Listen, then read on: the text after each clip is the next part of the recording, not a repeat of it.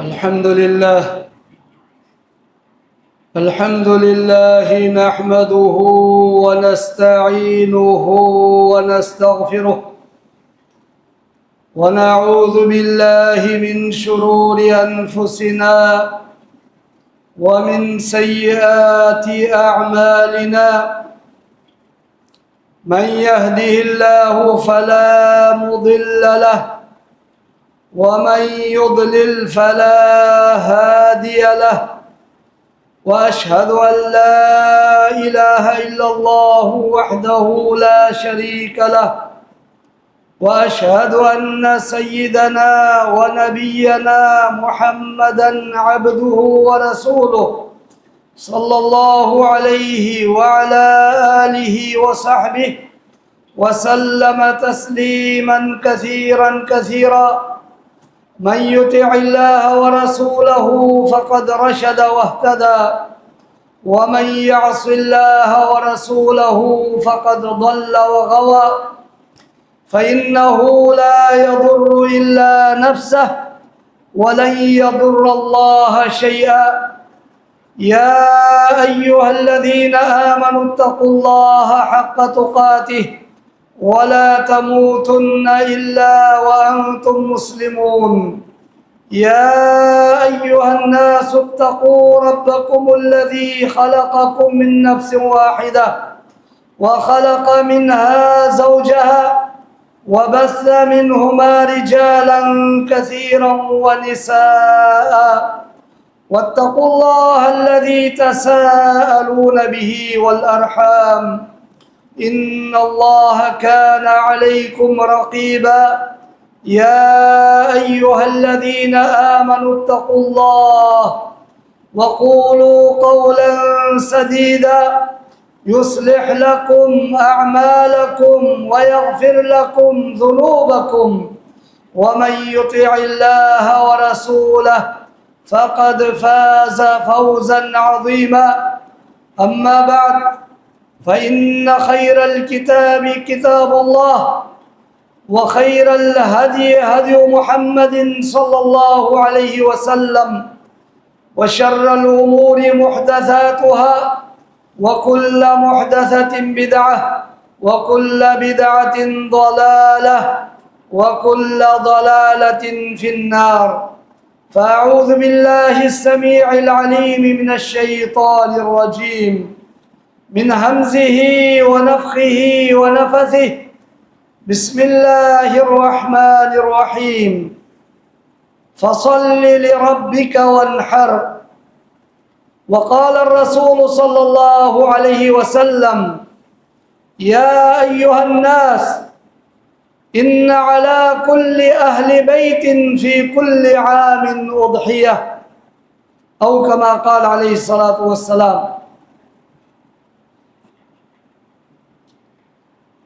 हर किस्म की हम्द व सना अल्लाह वहदहु ला शरीक के लिए पेश करने के बाद लाखों करोड़ों दुरूद व सलाम नबीना खैरुल अनाम शफीउल मुज़निबीन रहमतुल लिल आलमीन इमामुल अंबिया वल मुरसलीन जनाब सैयदुना व नबीना मुहम्मद सल्लल्लाहु अलैहि वसल्लम पर हो, जिन्होंने दीन इस्लाम की बाबरकत तालीमात को इंतहाई वजाहत के साथ, इंतहाई दयानतदारी के साथ दुनिया वालों तक पहुँचा दिया। सामीन मोहतरम, वक़्त की मुनासिबत को मद्देनज़र रखते हुए सूरह कौसर की दूसरी आयत आप हज़रात के सामने तिलावत की है, और इसके बाद अल्लाह के नबी अलैहिस्सलातु वस्सलाम की एक हदीस मुबारका पढ़ी है। आयत मुबारका का माना व मफ़हूम यह है कि ए प्यारे हबीब मोहम्मद सल्लल्लाहु अलैहि वसल्लम, अपने रब के लिए नमाज पढ़ और اپنے رب کے لیے قربانی کر۔ اور حدیث مبارکہ میں اللہ کے نبی علیہ الصلوۃ والسلام نے فرمایا کہ اے لوگو، یقیناً ہر گھرانے پر ہر سال ایک قربانی کرنا لازمی ہے فرمایا۔ ان دونوں دلیلوں کی روشنی میں اور دیگر نصوص مبارکہ کی روشنی میں راجح قول کے مطابق قربانی کرنا ہر صاحب استطاعت گھرانے پر واجب ہے، فرد پر نہیں، گھرانے پر واجب ہے۔ اگر جوائنٹ فیملی ہے اور گھر میں کئی بھائی ایک ساتھ رہتے ہیں، اگر ہر ایک اپنی طرف سے قربانی کرنا چاہے تو اچھی بات ہے، لیکن وجوب کے طور پر ہر صاحب استطاعت اور صاحب حیثیت گھرانے پر قربانی کرنا واجب ہے راجح قول کے مطابق۔ سامعین محترم، قربانی حقیقت میں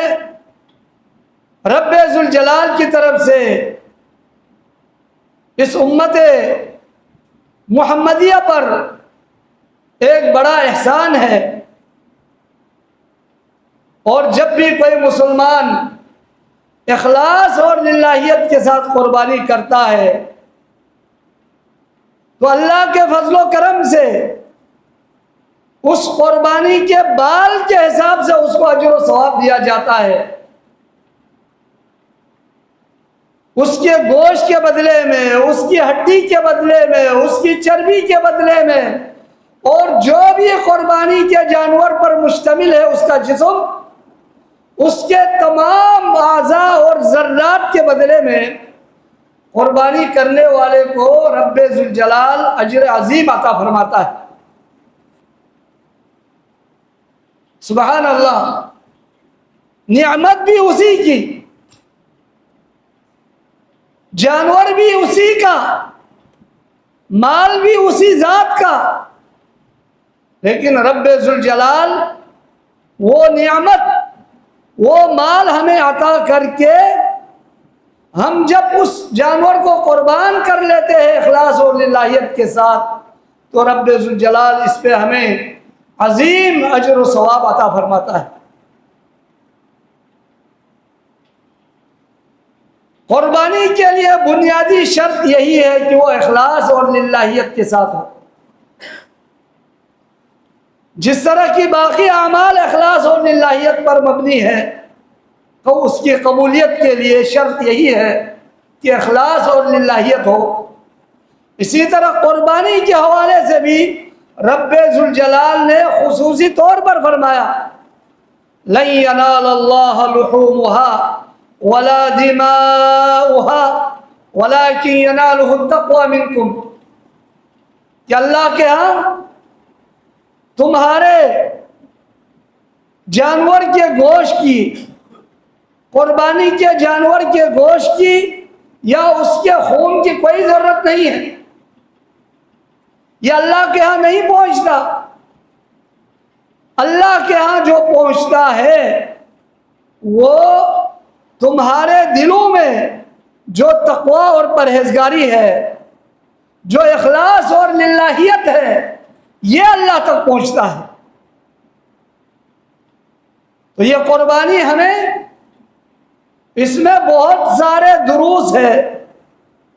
ان دروس میں سے ایک اہم درس قربانی ہمیں اخلاص اور للہیت کا درس دیتی ہے۔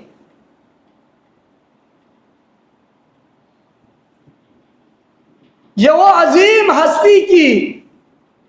یاد میں ہم جانور کو قربان کر رہے ہوتے ہیں، جن کے لیے رب ذوالجلال نے طرح طرح کی آزمائش میں ڈالا جن کو، اور ہر آزمائش میں وہ کامیاب ہوئے۔ جس طرح کہ اللہ تعالیٰ نے فرمایا وَإِذِ ابْتَلَىٰ إِبْرَاهِيمَ رَبُّهُ بِكَلِمَاتٍ فَأَتَمَّهُنَّ۔ اس وقت کو یاد کرو جب ابراہیم علیہ السلام کو ان کے پروردگار نے مختلف طریقوں سے آزمایا، اور ابراہیم علیہ السلام ہر آزمائش میں وہ کامیاب ہوئے، 100/100 کامیاب ہوئے۔ وہ ابراہیم علیہ السلام کو جب ہم بیٹے کی حیثیت سے دیکھتے ہیں تو ابراہیم علیہ السلام ایک مثالی بیٹا بن کر دنیا والوں کے سامنے آتا ہے، جنہوں نے اپنے باپ کی عقیدے کی مخالفت کرتے ہوئے جب بھی ان سے مخاطب ہوتے تھے ادب احترام کے ساتھ یا ابتی یا ابتی، بار بار وہ فرما رہے ہیں اے میرے پیارے ابا جان، اے میرے پیارے ابا جان، انتہائی ادب احترام کے ساتھ۔ حالانکہ باپ آزر جنہوں نے والعیاذ باللہ شرک جیسے عظیم جرم میں مبتلا تھے، اور باپ آگے سے بیٹے سے مخاطب ہوتے ہیں کہ بیٹا میرے بارے میں اس طرح کی نصیحت نہیں کرنی، مجھے اس طرح کی نصیحت اور واعظ نہیں چاہیے، اگر باز نہیں آیا تو میں تجھے سنسار کر دوں گا۔ باپ آگے سے یہ کہہ رہے ہیں، لیکن بیٹا مسلسل باپ کو پیار و محبت کے ساتھ ادب و احترام کے ساتھ نصیحت کر رہے ہیں، اور آخر میں بھی جب چھوڑ کے جا رہے ہوتے ہیں تو اس وقت بھی میں آپ کے لیے ضرور بضرور استغفار کرتا رہوں گا، مغفرت طلب کرتا رہوں گا، یہ کہتے ہوئے باپ کو الوداع کہہ کر وہ وہاں سے چلے جاتے ہیں۔ باپ کی محبت کو اللہ کی محبت پر وہ قربان کر دیتے ہیں سیدنا ابراہیم علیہ السلام۔ اور اگر ابراہیم علیہ السلام کو شوہر کی حیثیت سے دیکھا جائے تو ابراہیم علیہ السلام ایک انتہائی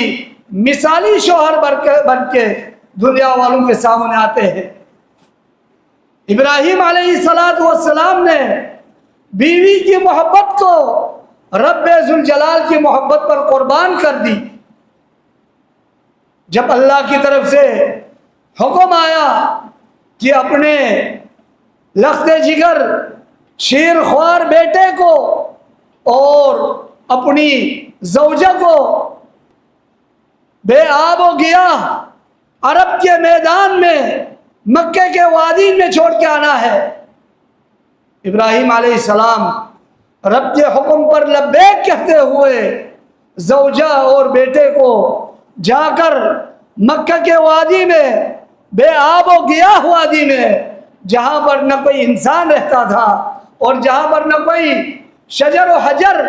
جہاں پر کوئی چرند و پرند نہیں ہوتا تھا، لیکن اس کے باوجود بھی ابراہیم علیہ السلام نے اپنی بیوی اور اپنے بیٹے کو مکے کے وادی میں ان دونوں کو اکیلے چھوڑ کر آئے، اور بیوی بھی انتہائی نیک صالحہ اور تابعدار بیوی تھی۔ وہ بار بار پکار رہی ہے اے میرے سردار، اے میرے آقا، اے میرے شوہر، ہمیں کہاں چھوڑ کے جا رہے ہو؟ نہ یہاں کوئی انسان رہتا ہے، نہ کوئی پھلدار درخت ہے، نہ یہاں پر کوئی پرندہ ہے، کسی قسم کا حیوان بھی نہیں ہے یہاں پر، اس جگہ پر ہمیں چھوڑ کے جا رہے ہیں، کس کے سپرد کر کے جا رہے ہیں، کس کے حوالہ کر کے جا رہے ہیں؟ ابراہیم علیہ السلام پلٹ کے دیکھتے نہیں، جواب بھی نہیں دے رہے۔ تیسری بار زوجہ محترمہ نے کہا اللہ امرک بہذا، کیا رب ذوالجلال نے آپ کو یہ حکم دیا ہے کہ ہمیں اس عرب کے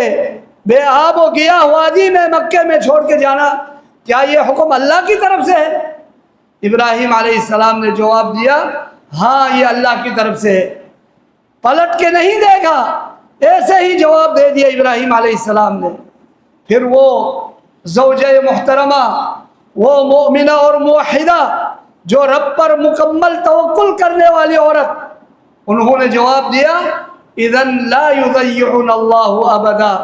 پھر تو اللہ تعالیٰ ہمیں ہرگز ضائع نہیں کرے گا۔ تو الغرض یہاں پر بھی ابراہیم علیہ السلام نے بیوی اور بیٹے کی محبت کو رب ذوالجلال کی محبت پر قربان کر دی۔ یہ ہے اصل قربانی۔ اور جب بیٹا بڑے ہو کر چلنے پھرنے لگ گئے، اور وہ وقت جس وقت بیٹے کی ہر حرکت باپ کو اچھی لگتی ہے، حتیٰ کہ کوئی بھی الٹی سیدھی حرکت کرے باپ خوش ہوتے ہیں، اس دور میں، اس وقت میں، ان ایام میں رب ذوالجلال کی طرف سے ایک اور حکم جاری ہوتا ہے، وہ بھی فرشتوں کے ذریعے نہیں،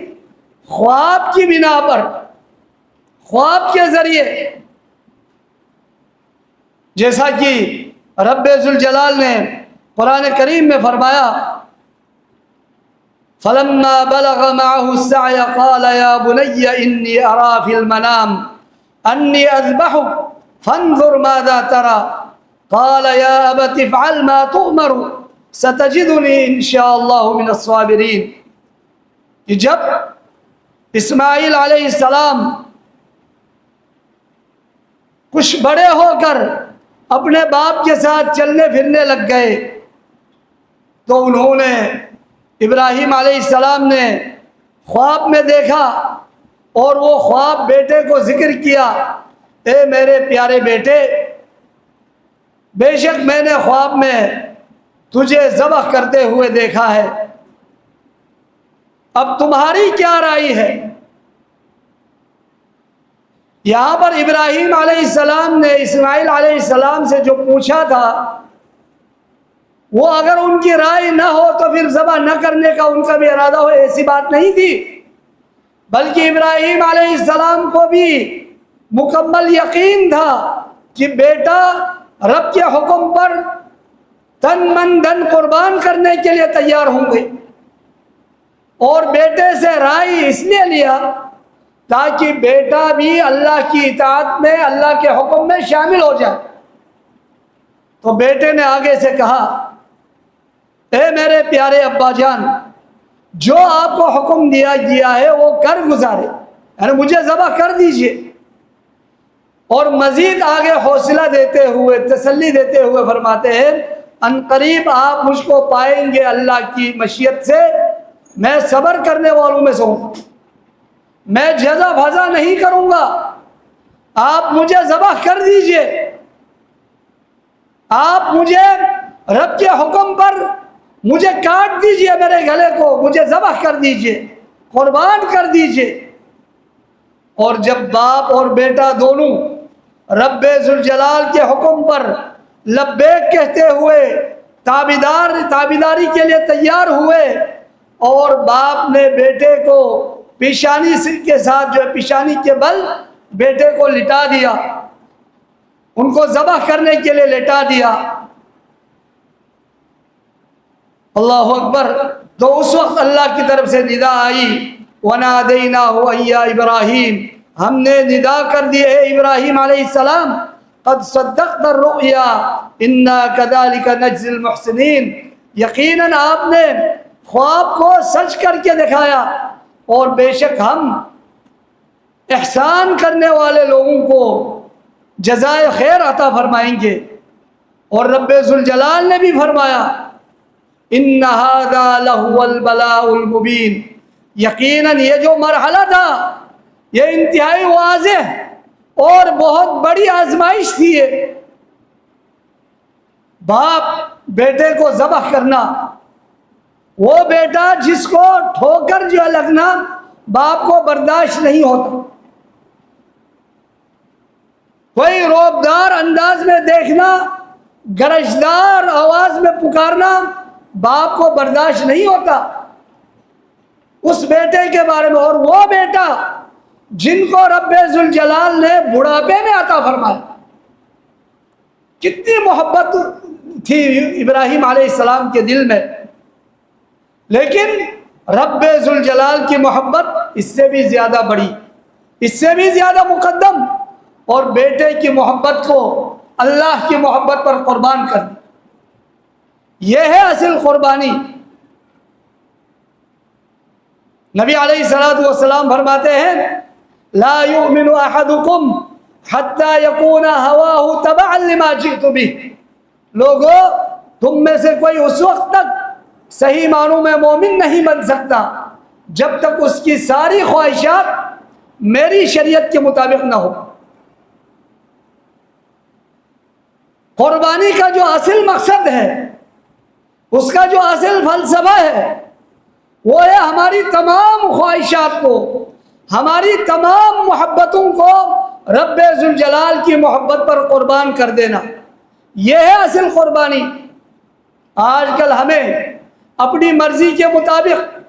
شرعی احکام میں سے کوئی حکم سمجھ میں نہ آئے، یا کوئی حکم نعوذ باللہ اچھا نہ لگے، تو ہم اس میں مختلف قسم کے حیلہ بہانے کرتے ہیں، اور قرآن اور سنت کے واضح احکامات کو ہم پسے پش ڈالتے ہیں. اور کل ہی دیکھ لیجئے گا قربانی کے ایام میں جب لوگ جانور قربان کر رہے ہوں گے اور گوشت تقسیم کرنے میں اور جانور کے گوشت کو بوٹی بنانے میں مصروف اور مشغول ہوں گے، تو مسجد سے جب ظہر کی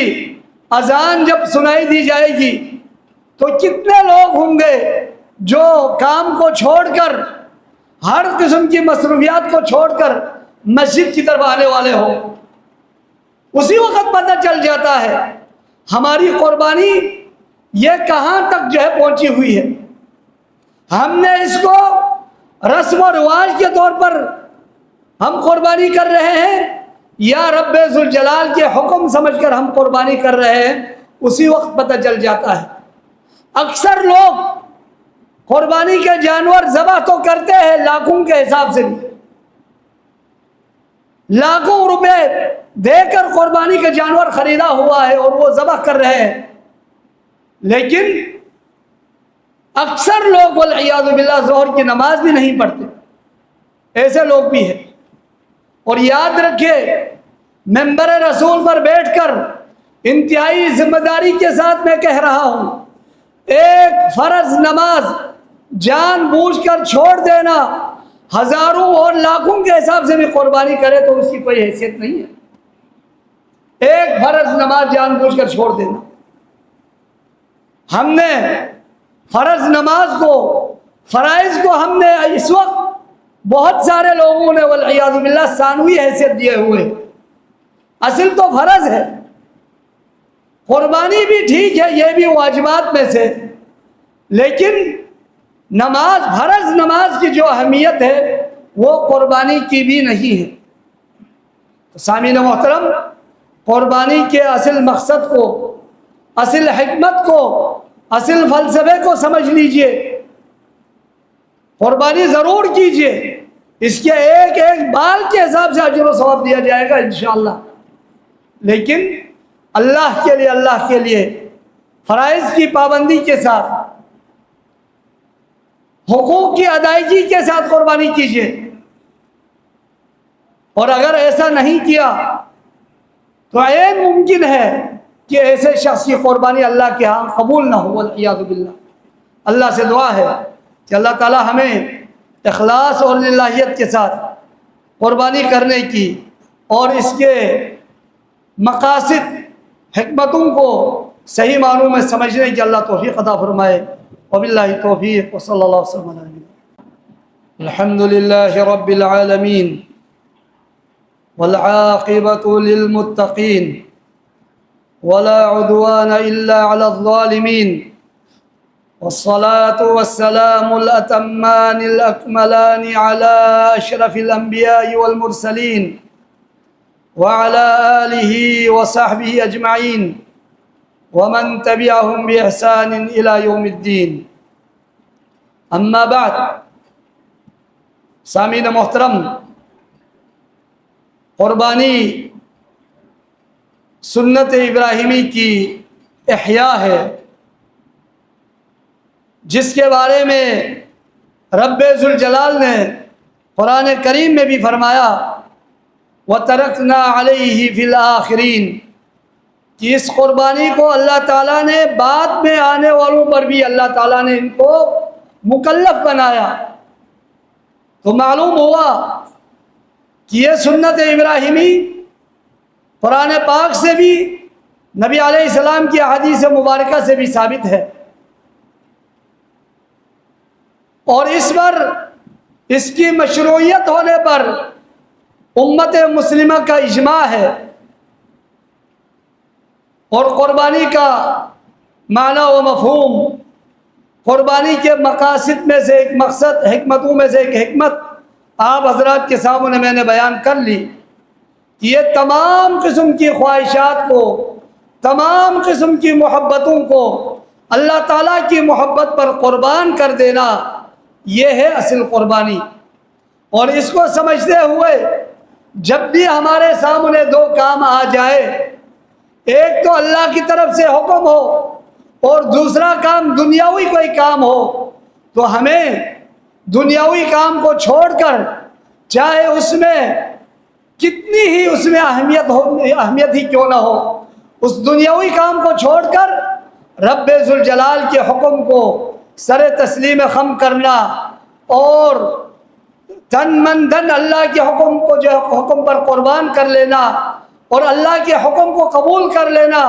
یہ اصل قربانی ہے۔ اور اس کو سمجھنے کی کوشش کیجئے۔ اللہ سے دعا ہے کہ اللہ تعالی ہمیں قربانی کے مقاصد اور حکمتوں کو سمجھتے ہوئے قرآن و سنت کی روشنی میں اپنی زندگیاں گزارنے کی اللہ ہمیں توفیق عطا فرمائے۔ آخر میں یہ ایک اعلان ہے، جامعہ ابوبکر الاسلامیہ کا ماہانہ مجلہ اسوہ حسنہ آ چکا ہے الحمدللہ۔ تو اس مجلے میں حج و عمرہ کے حوالے سے، ذوالحجہ کے شروع 10 دنوں کے فضائل کے حوالے سے اور قربانی کے احکام اور مسائل پر جو ہے اس میں قرآن و سنت کی روشنی میں مضامین ہے۔ تو یہ آپ لے لیجئے، پڑھ لیجئے، یا دوسروں کو آپ گفٹ کر لیجئے۔ تو جو بھی آپ یہاں سے اس مجلہ کو خریدو گے تو حقیقت میں یہ آپ کے لیے اجر و ثواب کا ایک ذریعہ بن جائے گا۔ اللہ سے دعا ہے کہ اللہ تعالیٰ تمام مسلمانوں کی پریشانیوں کو دور فرمائے، اور جو مسلمان بیمار ہے اللہ تعالیٰ انہیں شفاء کاملہ عاجلہ عطا فرمائے، جو پریشان حال ہے اللہ تعالیٰ ان کی پریشانیوں کو خوشیوں میں بدل دے۔ اور فلسطین کے مسلمانوں کے حوالے سے خصوصی دعا کیجیے، پتہ نہیں ہم میں سے کس کی دعا فوری طور پر اللہ کے ہاں قبول ہو جائے، اور وہاں ہمارے مسلمان بہن بھائیوں سے جو ظلم کے پہاڑ سال سے زائد ہو چکے ہیں، ڈھائے جا رہے ہیں ان کے اوپر، تو اللہ کرے کہ یہ ظلم ان سے رفع دفع ہو جائے۔ اللہم انصر الاسلام والمسلمین، اللہم انصر اخواننا المسلمین فی فلسطین وفی غزہ، اللہم انصر اخواننا المسلمین فی فلسطین وفی غزہ، اللہم انصر اخواننا المسلمین فی فلسطین وفی غزہ، اللہم مکن لهم بالنصرة والعزة، اللہم علیک بالیہود الغاصبین ومن عاونهم، اللہم شتت شملهم ومزق جمعهم، اللہم خرب بنیانهم، اللہم انزل بهم بأسك الذي لا ترده عن القوم المجرمين، اللہم اہزمهم شر الہزیمہ واجعلهم عبرة للمعتبرین۔ اور جو بھی مسلمان بھائی دنیا سے جا چکے ہیں اللہ تعالیٰ ان کی مغفرت فرمائے، اور اللہ تعالیٰ ہم سے ہمارے قربانیوں کو اللہ تعالیٰ قبول فرمائے، اور ان کے مقاصد کو سمجھتے ہوئے قرآن و سنت پر صحیح معنوں میں چلنے کی اللہ ہمیں توفیق عطا فرمائے، اور اللہ تعالیٰ ہمارے اس ادارے کو، جامعہ ابوبکر کو، دن دگنی رات چگنی ترقیاں عطا فرمائے، اللہ تعالیٰ برکتیں نازل فرمائے، اور ہر قسم کے اختلافات کو اللہ تعالیٰ دور فرمائے، آپس میں پیار و محبت کے ساتھ رہنے کی اللہ توفیق عطا فرمائے، اور ہمارے شیخ ضیاء الرحمن رحمہ اللہ، اللہ ان کی شہادت قبول فرمائے، اللہ ان کے درجات کو بلند فرمائے، اللہ تعالیٰ ان کی مکمل مغفرت فرمائے، اللہ انہیں جنت الفردوس میں اعلیٰ علیین میں داخل فرمائے، اور جتنے بھی ہمارے عزیز و اقارب دنیا سے جا چکے ہیں اللہ تعالیٰ ان سب کی مغفرت فرمائے، ان سب کے درجات بلند فرمائے، ان سب کو عذاب قبر سے، عذاب جہنم سے اللہ تعالیٰ سب کو محفوظ رکھے۔